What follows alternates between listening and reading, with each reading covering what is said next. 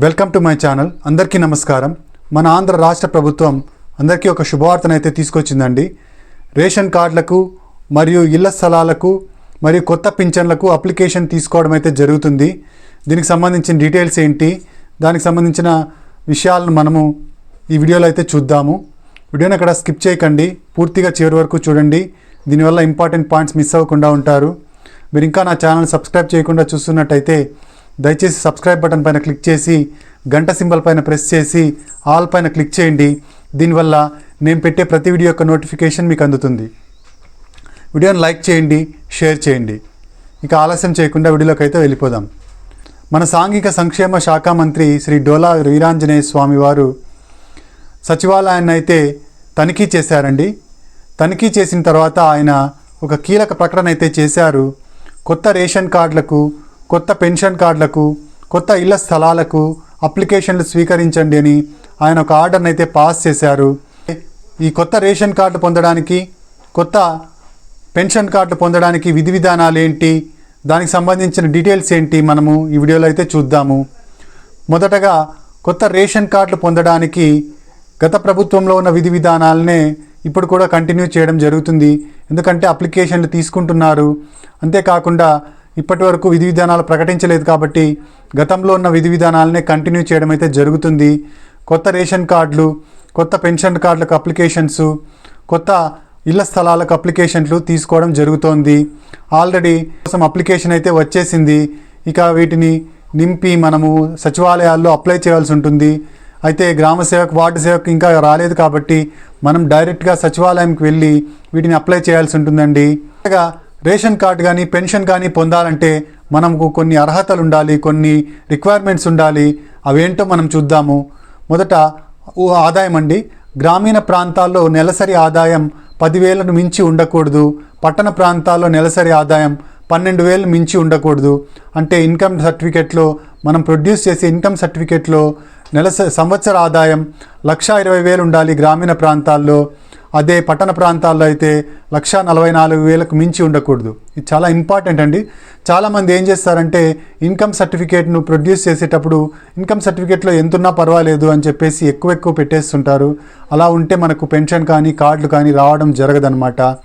మనకు పెన్షన్ కానీ rice card కానీ రావాలంటే మన ఇన్కమ్ ఖచ్చితంగా 1,20,000 లోపే ఉండేటట్టు మనం చూసుకోవాలి. ఇది చాలా గుర్తుపెట్టుకోవాల్సిన విషయం.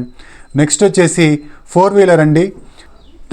కలిగిన వాళ్ళు ఎవరైతే కుటుంబ సభ్యులు 4-వీలర్ కలిగి ఉంటారో వాళ్ళు రేషన్ కార్డు పొందడానికి అనర్హులు అనమాట. 4-వీలర్ అంటే ట్యాక్సీ ఉండొచ్చండి. ఎల్లో ప్లేట్ ఉన్నవాళ్ళు, ట్యాక్సీ ఉన్నవాళ్ళు అర్హులే అనమాట. కానీ ఎల్లో ప్లేట్ కాకుండా ఇంట్లో వాడుకోవడానికి కారు ఉన్నట్టయితే, అది ఇంట్లో సభ్యుల పేరు మీద ఉన్నట్టయితే అది అనర్హుల కిందకి వస్తుంది. అంతేకాకుండా ట్రాక్టర్ ఉన్న వాళ్ళు కూడా అర్హత కలిగి ఉంటారు. ఇక నెక్స్ట్ వచ్చేసి కరెంట్ బిల్లు ఎప్పుడు నెలకు 300 యూనిట్లను మించి ఉండకూడదు. 300 యూనిట్లను మించి ఉండకూడదు అంటే ఒక నెలలో 350 యూనిట్లు వచ్చి మిగతా నెలల్లో తక్కువ వచ్చింటే అప్పుడు ఎలాగంటే మన 6 నెలల సరాసరి, అంటే 6 నెలల కరెంట్ బిల్లుని యావరేజ్ తీసుకోవడం జరుగుతుంది. ఒక 2-3 నెలలు ఎక్కువ వచ్చినా పర్వాలేదండి, మీరు అప్లై చేసుకోవచ్చు.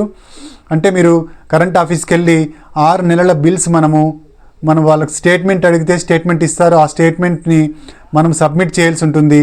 ఈ 6 నెలల సరాసరి తీసుకోవడం జరుగుతుంది. ఈ సరాసరి 300 యూనిట్ల కన్నా తక్కువ ఉన్నట్టయితే మనకు అప్లికేషన్ స్వీకరించి దాన్ని ఇష్యూ చేయడం అయితే జరుగుతుంది. ఇక నెక్స్ట్ వచ్చేసి పొలం అండి. పొలం వచ్చేసి 3 ఎకరాలను మించి ఉండకూడదు. ఏది మాగానైతే 3 ఎకరాలను మించి మాగాని ఉండకూడదు. 7 ఎకరాలను మించి మెట్ట పొలం అయితే ఉండకూడదు. 2 కలిపి 10 ఎకరాలను మించి ఉండకూడదు. ఎవరి పేరు మీదనా, మన ఇంట్లో వాళ్ళ పేరు మీద, ఎవరి పేరు మీద ఉన్న రేషన్ కార్డులో ఉన్న వాళ్ళ పేరు మీద మనకు పెన్షన్ రావడం జరగదు.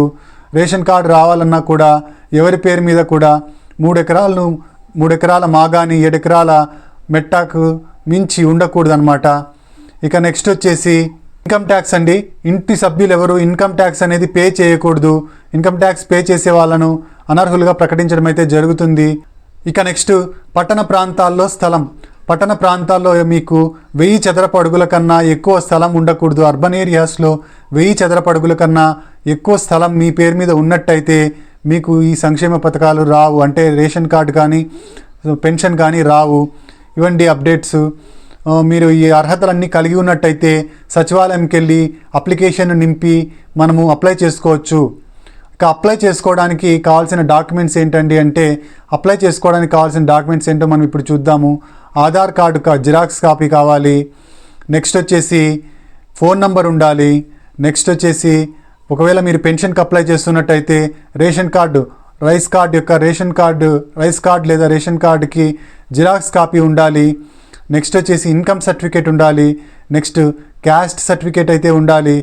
నెక్స్ట్ వచ్చేసి 6 నెలల కరెంటు బిల్లు సరాసరి స్టేట్మెంట్ అయితే ఉండాలి. ఇంకా ఒకవేళ మీరు ఓల్డేజ్ పెన్షన్కి అప్లై చేస్తున్నట్టయితే మీ వయస్సు 60 సంవత్సరాలు పైన ఉన్నట్టుగా మీరు ఆధార్ అప్డేట్ హిస్టరీలో ఇంతవరకు ఏ చేంజెస్ చేయనట్టుగా తెలుసుకోవడం కోసం మీరు ఆధార్ అప్డేట్ హిస్టరీని అయితే ప్రజెంట్ చేయాల్సి ఉంటుంది. ఒక అడ్రస్ ప్రూఫ్ ఉండాలి. ఒక ఐడెంటిటీ ప్రూఫ్ ఉండాలి. ఇవన్నీ మనం డాక్యుమెంట్స్ని మనం సబ్మిట్ చేయాల్సి ఉంటుంది ఈ పెన్షన్కి అయితే. ఒకవేళ మీరు వితంతు పెన్షన్కి అప్లై చేస్తున్నట్టయితే వీటన్నిటితో పాటు మీ భర్త చనిపోయినట్టుగా డెత్ సర్టిఫికేట్ను మీరు ప్రొడ్యూస్ చేయాల్సి ఉంటుంది. ఒకవేళ మీరు ఒంటరి మహిళకు అయితే అప్లై చేస్తున్నట్టయితే మీరు విడిపోయినట్టుగా డైవర్స్ సర్టిఫికేట్ను సబ్మిట్ చేయవలసి ఉంటుంది. ఇవన్నీ మనం సబ్మిట్ చేయాల్సిన పత్రాలండి. ఒకవేళ మనము రేషన్ కార్డుకి అప్లై చేస్తున్నట్టయితే ఒక అడ్రస్ ప్రూఫు, ఒక ఐడెంటిటీ ప్రూఫు, తర్వాత ఇంటి సభ్యుల యొక్క గ్రూప్ ఫోటో ఉండాలి. తర్వాత ఫోన్ నంబర్ ఉండాలి. పైన చెప్పిన అర్హతలు ఏవైతే నేను ఇంతకుముందు చెప్పానో అర్హతలు, 4 వీలర్ ఉండకూడదు, 1000 స్క్వేర్ మీటర్స్ పట్టణ ప్రాంతాల్లో 1000 స్క్వేర్ మీటర్స్ కన్నా ఎక్కువ స్థలం ఉండకూడదు. తర్వాత కరెంటు బిల్లు 300 యూనిట్ల కన్నా ఎక్కువ కాల్చకూడదు నెలలో. తర్వాత పట్టణ ప్రాంతాల్లో 12,000 కన్నా ఆదాయం ఎక్కువ ఉండకూడదు. గ్రామీణ ప్రాంతాల్లో 10,000 కన్నా ఎక్కువ ఉండకూడదు. ట్యాక్స్ కట్టకూడదు. మెట్ట మాగాని కలిపి 10 ఎకరాలను మించి ఉండకూడదు. ఇవన్నిటిని మీరు సాటిస్ఫై చేసినట్టయితే మీకు అప్లికేషన్ అనేది అప్రూవ్ అవ్వడం జరుగుతుంది. మీరు ఖచ్చితంగా అప్లై చేయండి. అప్లై చేసిన తర్వాత అప్రూవ్ అవుతుందో లేదో మళ్ళీ విషయం. మొదటగా మనం అప్లై చేసుకున్నట్టయితే మనకు అప్లై చేసుకున్న తర్వాత మనకు ఏదైనా ఛాన్స్ ఉండి మనకు వచ్చే ఛాన్స్ ఉంటే రావడం జరుగుతుంది. కాబట్టి మీరు తప్పకుండా అప్లై చేయండి. సచివాలయాల్లో ఇళ్ల స్థలాలకు సంబంధించి, తర్వాత రేషన్ కార్డుకు సంబంధించి, తర్వాత కొత్త పెన్షన్లకు సంబంధించి అప్లికేషన్స్ అయితే తీసుకోవడం జరుగుతుంది. మంత్రి గారు అయితే ఆర్డర్ స్పష్టంగా ఇచ్చేశారు. ఇక నెక్స్ట్ వచ్చేసి ఇళ్ల స్థలాల గురించి అండి. ఇళ్ల స్థలాలకి మనకు ఖచ్చితంగా తెల్ల రేషన్ కార్డు అయితే ఖచ్చితంగా ఉండి తీరాలి. తెల్ల రేషన్ కార్డు ఉన్న వాళ్ళకి మాత్రమే ఇళ్ల స్థలాలు ఇవ్వడం జరుగుతుంది. డాక్యుమెంట్స్తో పాటు అప్లికేషన్ నింపి మనము ఇచ్చినట్టయితే మనకు ఇళ్ల స్థలాలు కేటాయించడం జరుగుతుందన్నమాట. ఇదండి లేటెస్ట్ అప్డేటు. మీరు ఇంతవరకు నా ఛానల్ సబ్స్క్రైబ్ చేసుకున్నట్టయితే దయచేసి సబ్స్క్రైబ్ బటన్ పైన క్లిక్ చేసి గంట సింబల్ పైన ప్రెస్ చేసి ఆల్ పైన క్లిక్ చేయండి. దీనివల్ల నేను చేసే ప్రతి వీడియో యొక్క నోటిఫికేషన్ మీకు అందుతుంది. ప్రభుత్వ పథకాలకు సంబంధించిన ఏ సమాచారాన్ని మీరు మిస్ అవ్వకుండా ఉంటారు. లైక్ చేయండి, షేర్ చేయండి. మీరు ఇచ్చే ఒక లైక్, మీరు చేసే సబ్స్క్రిప్షను మాకు ఎంతో ఎంకరేజింగ్గా ఉంటుంది. Thank you very much.